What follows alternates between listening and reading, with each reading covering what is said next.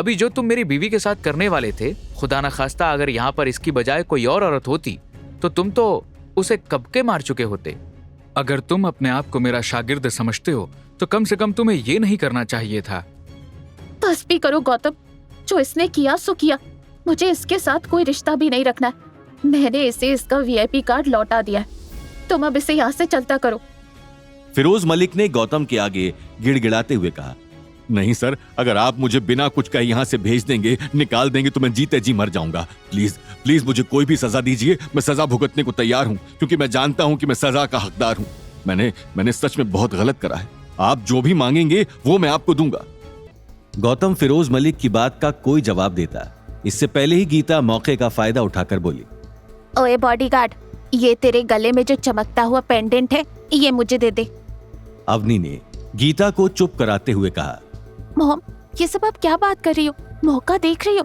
यहाँ पर क्या हो रहा है? तुम्हें पेंडेंट की लगी हुई है? गीता कहीं भी अपने लालच को कंट्रोल नहीं कर पाती थी और इस वक्त उस बॉडीगार्ड के गले में चमकता हुआ पेंडेंट देखकर गीता का मन डोल गया। गीता ने मन ही मन कहा, यही सही वक्त है इससे पेंडेंट निकलवाने का। अभी इसकी हालत पतली है और गौतम के सामने कुछ बोल पाएगा नहीं, और इतना महंगा पेंडेंट ये मुझे यूं ही देगा नहीं, तो मुझे इसी तरीके से इसके गले से पेंडेंट निकलवाना होगा। गीता ने गौतम को तेज लहजे में कहा, तुम इसके गले से पेंडेंट निकालकर मेरे हाथ में रखो।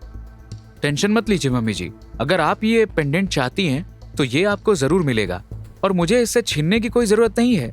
मेरे कहने पर ये एक आवाज में पेंडेंट आपके हाथों में लाकर रख देगा। ऐसा बोलकर गौतम ने फिरोज मलिक को देखते हुए कहा, क्यों, मैंने सही कहा ना?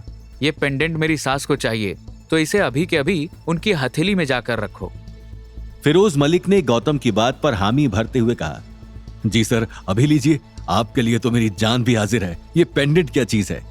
ऐसा कहकर फिरोज मलिक अपने बॉडीगार्ड की तरफ बढ़ा और उसने उसके गले से पेंडेंट निकालकर गीता की हथेली पर रख दिया। जब फिरोज मलिक गीता के हाथ में पेंडेंट रखने गया तब गौतम ने उसका कॉलर छोड़ दिया और उसके बाद जब वो वापस आया तब गौतम उसके सामने अपने हाथ पीछे करके खड़ा हुआ और उसे घूरता रहा। उसने दोबारा उसका कॉलर नहीं पकड़ा और उसने उसके बॉडीगार्ड से कहा, तुम सारे खड़े हो जाओ। मेरे सामने इस तरह घुटने टेक कर बैठने की कोई जरूरत नहीं है। चलो सारे अपने बॉस के पीछे खड़े हो जाओ। फिरोज मलिक ने गौतम की बात सुनते हुए हाथ जोड़े और कहा, सर, बॉस हम कहां? हमारे तो बॉस आप ही हैं। बस भी करो, ये सब बातें तुमने जो किया वो बहुत गलत था। किसी भी इंसान, चाहे आदमी हो या औरत, यूं इस तरीके से सबके सामने जलील करते हुए 6-6 लोगों से उठवाना और उसे खिड़की से बाहर फेंकने की धमकी देना या उसे खिड़की से बाहर फेंक देना, कहां की अक्लमंदी है? ये बहुत गलत बात है। अगर तुमने शांति से मामला सॉर्ट आउट करने की कोशिश की होती तो सब ठीक हो जाता, लेकिन जो तुमने किया मैं उसे कभी भी सही नहीं कहूंगा।